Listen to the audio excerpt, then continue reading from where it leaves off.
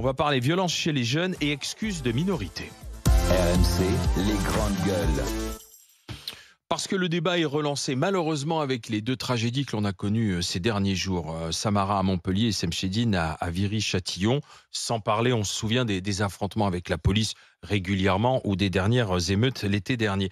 Pourquoi le débat est relancé sur la fin de l'excuse de minorité ? Quand on regarde ceux qui ont agressé Semchedine ou ceux qui ont agressé aussi Samara. En fait, l'excuse de minorité, elle est définie par l'article 122.8 du Code pénal. Elle permet d'atténuer la responsabilité des mineurs incriminés par la justice. C'est ce qui permet de les différencier, bien sûr, des adultes. François-Xavier Bellamy, entre autres, Xavier Bertrand aussi, tous les deux membres du parti Les Républicains, demandent à ce qu'on sorte de l'excuse de minorité. Parce que pour eux, elle signifie impunité, puisqu'on cherche toujours à minorer la peine. En fait, on se dit, le mineur, la prison, si on peut l'éviter, tant mieux. Et puis en plus, si peine de prison il doit y avoir, il faut qu'elle soit le plus courte possible. Donc ils disent, ça veut dire impunité pour ces mineurs. Il sait qu'il ne lui arrivera rien tant qu'il transgresse, couvert par le fait qu'il est encore loin de sa majorité.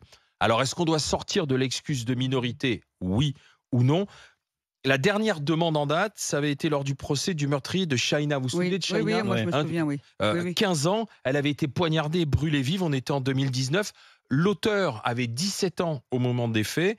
On avait demandé à ce que l'excuse de minorité soit levée, ce qui permettait de porter la peine de 20 à 30 ans, mais la Cour avait refusé. Alors, est-ce que face à la délinquance et la violence des mineurs, on lève l'excuse de minorité, oui ou non ?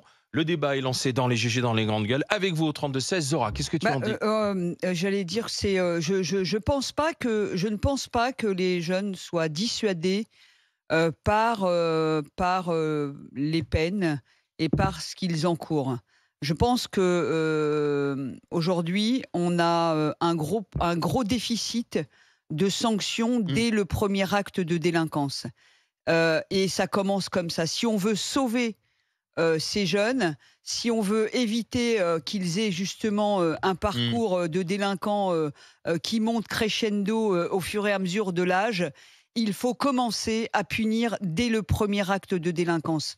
Parce que punir... Sachant qu'aujourd'hui, on retrouve des gamins de 11-12 ans participant à des trafics ou des actes de violence. Ce que les gens comprennent pas, et nos pouvoirs publics non plus, c'est que punir, c'est protéger à la fois le jeune de son avenir et de ce qu'il pourrait faire à l'avenir, c'est protéger, c'est rendre service aux parents et c'est protéger la société. Donc moi, je veux bien qu'on retire l'excuse de minorité, ok, pourquoi pas, c'est une petite goutte d'eau dans la question de la prévention et de la sanction, mais la première sanction, c'est de ne plus se retrouver avec des jeunes qui en sont à leur 10e, 12e, 14e, 15e délit devant des magistrats et qu'à chaque fois, ils ne se passe rien. En fait, il y a toute une chaîne éducative qui passe des parents, en passant par l'école, le périscolaire, etc. Et je pense que c'est bénéfique de punir dès le premier acte de délinquance, fût-il mineur, fût-il pas très grave, au contraire. Sauf qu'on ne le fait pas. En fait, on est dans une vaste hypocrisie depuis super longtemps, puisqu'on parle de Chahina où l'excuse de minorité avait été demandée, mais n'oublions pas Sohan à Vitry-sur-Seine, brûlé dans un cagibi de poubelle il y a à peu près 20 ans de ça, même moins que ça. Des faits comme ça, on en a combien ? On en a tout le temps. Et en fait, à chaque fois, on a des politiques qui ne sont absolument pas à la hauteur, qui sortent tous un petit peu une carte pour exister, avec aucune considération sur l'ensemble du système de la délinquance des jeunes. Ils excluent totalement les acteurs locaux de l'éducation. Il n'y a pas de grand plan, j'allais dire, de réflexion qui passe par la justice, la police, etc. Et on en est à des choses... Ça servira à rien. Pour moi, ça servira à rien. C'est beaucoup plus en amont qu'il faut travailler. Jean-Loup Bonamy. Moi, je suis d'accord avec ce qui a été dit. C'est-à-dire que ma position, c'est que la suppression de l'excuse de minorité, que je demande depuis longtemps. Ah, tu la demandes quand même ? Ah ouais, bah depuis plusieurs années. Quand tu la demandes, pourquoi? Non mais alors, Pourquoi il faut la je te réponds, supprimer? mais elle me paraît, c'est-à-dire que ça me paraît nécessaire et tu es plutôt pour. indispensable. Ouais. Ouais, je suis complètement pour, mais complètement pour. pas suffisant. Si tu attends que le crime soit commis, c'est Ben oui. exactement ce que disait Zora. Là, j'ai rien à rajouter. Mais c'est-à-dire que pour moi, il y a plusieurs leviers sur lesquels il faut agir. Excuse-moi, le premier sur lequel il faut agir, et on le répétera à chaque fois, c'est l'immigration. Tu vois bien qu'il y a un problème et on n'arrive pas à s'occuper de ceux qui sont déjà là. Donc tant que tu n'arrives pas à t'occuper de ceux qui sont déjà là, ce n'est pas la peine d'en laisser entrer de nouveaux.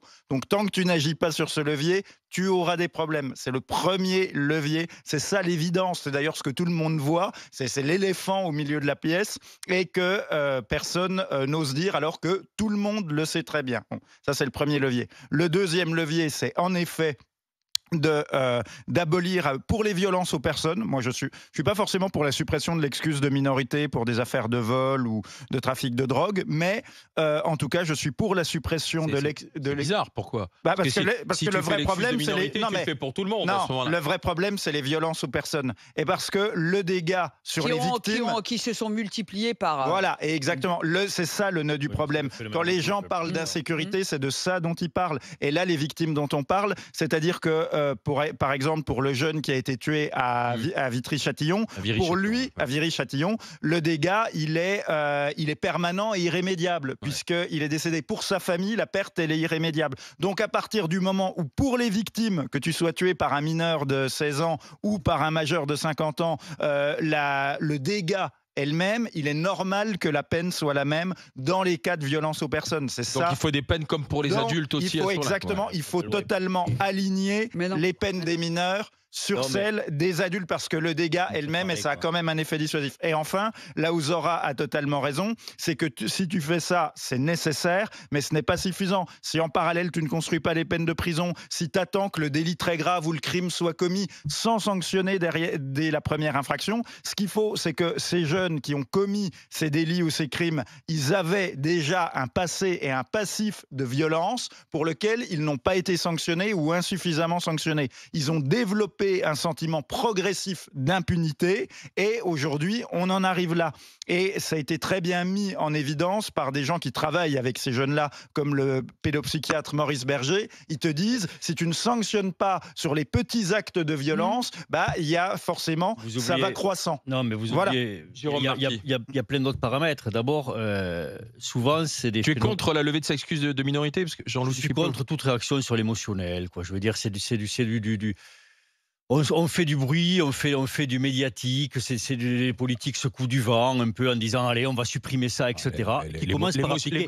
Jérôme, l'émotionnel, c'est une jeune fille qui a été tabassée et envoyée à l'hôpital. Mais dire cela, ce n'est pas excuser. Dire cela, ce n'est pas excuser le drame. Ce que je veux dire, c'est qu'on commence par appliquer la loi, quoi. C'est ça. Les lois, elles sont pas appliquées. Elles ne sont pas appliquées. On peut dire ce qu'on veut, mais ce n'est pas appliqué. C'est-à-dire que les peines, même si, avec l'excuse de minorité, tu as une limitation à la moitié de la peine encourue par un adulte, mais cette moitié de la peine, elle n'est pas appliquée. Donc, de toute façon, tout ça est une vaste fumisterie, quoi. Qu'on commence par appliquer la loi, qu'on commence par sanctionner très fortement ceux qui exploitent les mineurs. Tu parlais tout à l'heure d'enfants de 11 ans, 12 ans. La juge Béatrice Brugère nous avait dit ici que 42% des petites peines n'étaient pas... à qui on fait faire le guet dans les banlieues où on vend de la drogue, etc. Qu'on commence par... Je te dis, sanctionner très fortement les gens qui exploitent les enfants. Qu'on commence par sanctionner très fortement les parents qui laissent leurs gosses faire n'importe quoi. Ça passe par là. Mais la suppression de l'excuse de minorité, tu t'arrêtes. Mais ça n'existe pas. Tu t'arrêtes. Non, ça n'existe pas pour les mineurs. Les parents sont civilement responsables, c'est-à-dire qu'ils doivent réparer les dommages, mais c'est pas aux parents. Il faut pas à eux qu'on donne une peine de prison. Il faut peut-être changer la loi pour ça. Mais tu t'arrêtes. Mais dans la suppression de l'excuse de minorité, tu t'arrêtes à quel âge? Tu supprimes jusqu'à 16 ans, 17 ans. C'est en dessous de 13 ans. Mais la vraie question, c'est demander... Phénomène de bande. La question, c'est demander, aller regarder comment en France, les structures d'éducation, les éducateurs, comment tout le paramètre de la prévention est mis à mal dans notre pays. Les centres éducatifs fermés, il n'y en a plus. Il y a attendez, il y a une vingtaine de structures, c'est les EHPID. Les EHPID, ce sont des internats... Centre éducatif fermé, il y en a... Attends, centre éducatif, tu sais combien il y en a en France? Oui. Vous savez combien il y en a en France, centre éducatif fermé? Ouais, qui nous suivaient, qui faisaient 50. Oui, non mais... C'est ridicule, voilà, 5 ans. Mais et les EPID, tu es venu avec des jeunes l'autre jour. Voilà. Les EPID, il y en a une vingtaine. Alors, on crée des dispositifs qui coûtent un pognon de dingue et on n'investit pas dans l'éducatif. C'est-à-dire qu'un gosse de 12 ans, si un magistrat considère que ce gosse-là doit être puni, il doit se retourner et trouver la structure. Parce qu'on tape sur les magistrats que je ne vais pas défendre, mais n'empêche que quand tu es magistrat et que tu as une ribambelle de mineurs qui déboulent tous les jours pour des délits, qu'est-ce que tu as comme dispositif quand tu te retournes? T'as pas d'éducateur spécialisé, t'as pas de structure d'éducation, t'as pas de centre éducatif fermé. Toute la chaîne de prévention, elle est mise à mal. Donc le magistrat, qu'est-ce qu'il fait? Eh ben, il fait ce qu'il peut, il renvoie le jeune dans sa famille, et puis il se passe plus rien. Donc il faut aussi donner les moyens et donner des outils à ceux qui veulent punir. Bah, de punir, tu vas pas mettre un môme de 12 ans à Fleury-Mérogis parce que il a mis une claque à son copain. Alors attends, justement, à un moment donné, il faut des structures. On a un éducateur judiciaire avec nous. On a un éducateur judiciaire avec nous, Nicolas. Bonjour Nicolas. Bonjour à tous. Bonjour.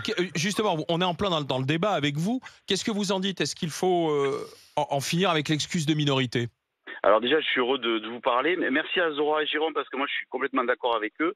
Alors moi, je suis dans le quotidien. Je suis des délinquants toute l'année en fait. Et en fait, on est vraiment en difficulté. On n'a plus assez de moyens pour faire la primauté de l'éducatif. En fait, c'est quand même inscrit dans la Constitution française. C'est-à-dire que l'excuse de minorité, il ne faut pas oublier qu'elle est liée au discernement, à une analyse réfléchie du développement d'un enfant. C'est-à-dire que effectivement, on peut répondre à l'émotion de l'État aujourd'hui, faire du politique et dire bon ok, on descend l'excuse de minorité, donc dans 10 ans on se posera la question si à 9 ans ou 8 ans un enfant il est discernant et après on peut descendre encore, enfin voilà. C'est de toute façon là aujourd'hui non mais Nicolas, la délinquance elle est descendue aujourd'hui. On le voit, on l'a vu dans les émeutes avec des gamins de 12 ans qui n'hésitaient pas à aller s'affronter. C'est intéressant dans le discours de l'éducateur. Là, en quelques minutes, on a déjà oublié les victimes. On est passé les pauvres délinquants de 12 ans. Allez-y Nicolas. Non mais n'importe quoi. Non mais je suis pas d'accord avec ce que dire. Que Nicolas réponde. Allez-y Nicolas. Non mais bien entendu qu'en fait, si la sanction ne sert à rien s'il n'y a pas d'éducatif. Et on ne peut pas travailler l'empathie de l'adolescent et de l'enfant. On ne peut pas travailler l'empathie. Alors, bien sûr que nous, sur notre pratique éducative au quotidien, on travaille avec l'empathie, on travaille avec la victime, on travaille sur les répercussions du non-respect de la loi, de l'infraction à la loi. Travaille là-dessus. C'est le discours éducatif, il est obligatoirement, il intègre la victime, il intègre le statut de la victime qu'on pourrait être. C'est ça la dimension empathique et éducative d'un accompagnement. En fait, c'est ça. Mais pour ça, il faut des moyens. C'est-à-dire, Zora, elle a raison. C'est-à-dire, s'il n'y a pas, on ne gère pas le premier passage à l'acte, on appelle ça un primo-délinquant. Si le primo-délinquant, sur le premier délit, il n'y a pas un accompagnement au départ, c'est très compliqué. Et après, je voulais juste préciser quand même qu'en France, on a une réponse pénale sur les mineurs qui est beaucoup plus importante que pour les majeurs. Ça, c'est pas, j'ai pas les chiffres parce que mais en tout cas, je sais que la réponse judiciaire, elle est beaucoup plus réactive pour les mineurs que pour les majeurs. C'est une réalité. En tout Alors cas, justement, puisque Nicolas, vous parlez des mineurs, les derniers chiffres qu'on ait 187 000 mineurs ont été traités par ce qu'on appelle les parquets. Ça fait 2,8% de la population qui est âgée de 10 à 17 ans. Parmi eux, surtout des garçons. Et dans ces cas-là, ce qui est recommandé, et ça c'est sur le site du ministère de la Justice, un mineur peut être condamné à une peine d'emprisonnement à partir de 13 ans. Cette peine intervient toujours en dernier recours et elle doit être aussi brève que moi j'ai juste une question. Pour les assassins de Viry-Châtillon qui ont quand même tué quelqu'un, que diriez-vous de les enfermer pour une perpétuité réelle et de jeter la clé parce qu'ils ont quand même commis un meurtre? Voilà une solution.